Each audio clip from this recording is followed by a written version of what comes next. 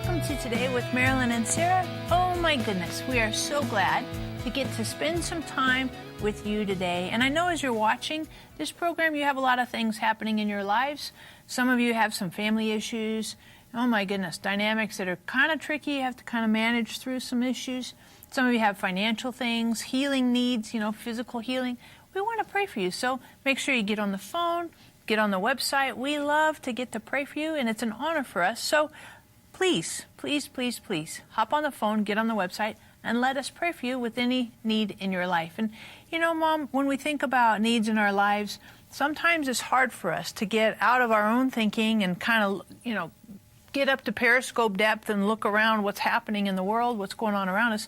But it's really important for us to do that because I think it's one of the ways God uses to encourage our faith. Mm-hmm. If we can look up, I love Psalms 121, and he says, lift up my eyes to the Lord, to the mountains, from where comes my help? Lift up. So not just to focus on what's happening us for and no more kind of tunnel vision, but really to look up and say, okay, God, you're a big God. You're doing amazing things around the world, and help us today.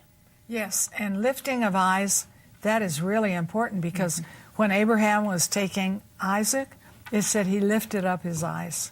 And then when the voice calls to him, when he has Isaac ready to sacrifice and he lifts up his eyes. If you go through the Bible on the lifting of eyes, it is awesome. It's really Lift up good. your eyes. It's really good. And Mom, one of the things I think is so encouraging is when you look and see how God moves in history with different countries. Obviously we always focus on Israel because that's kind of the epicenter, Jesus' birth and everything.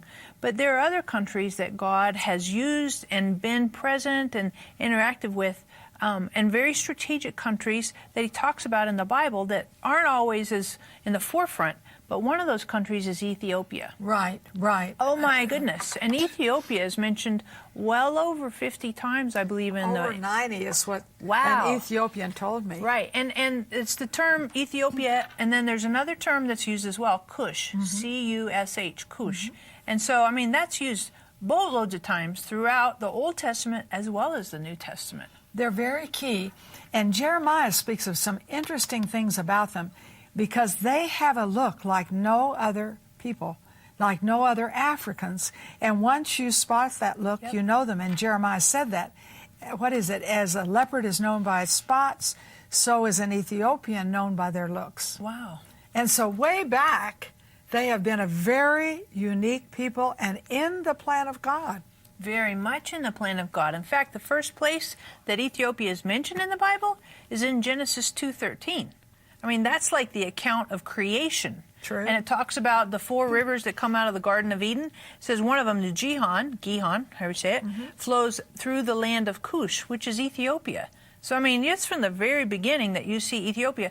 But, Mom, as you continue through the Bible, very significant things happen with Ethiopians. Interesting. I don't know if you realize this, but you remember when Absalom rose up against David, and Absalom was killed? And then Joab sent an Ethiopian guy.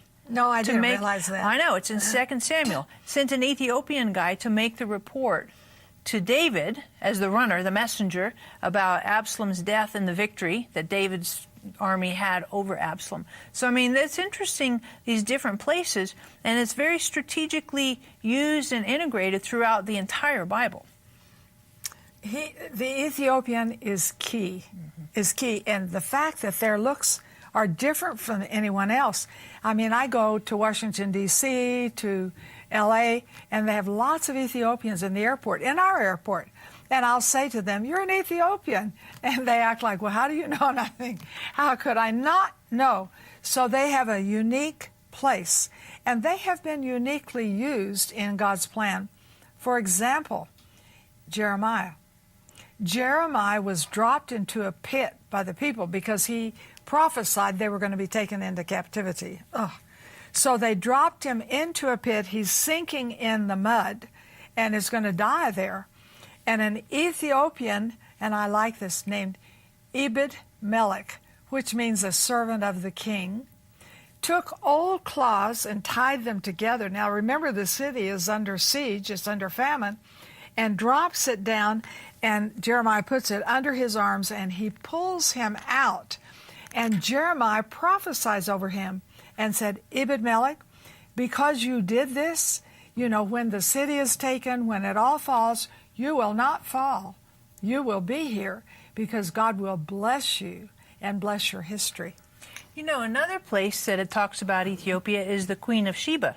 Oh, yes. When she comes to visit Solomon, and she brings all these gifts and everything, and she says, oh my goodness, your wisdom, what I've heard is nowhere near what the reality of it is.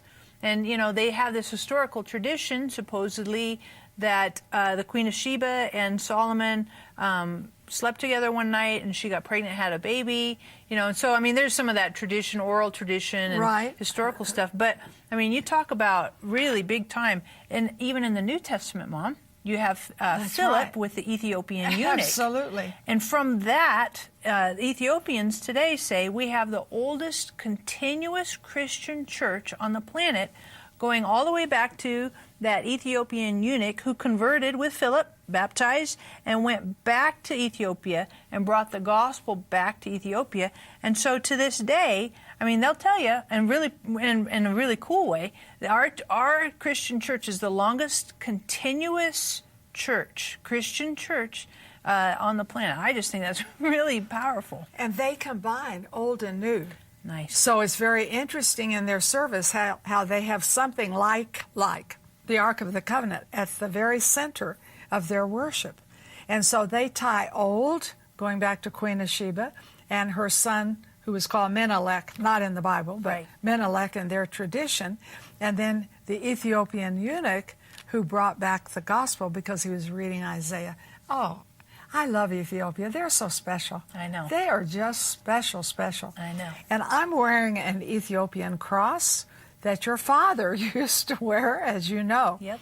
And they have Ethiopia, the most unique country in the world, the most unique people in the world, and to see things that really are historical monuments.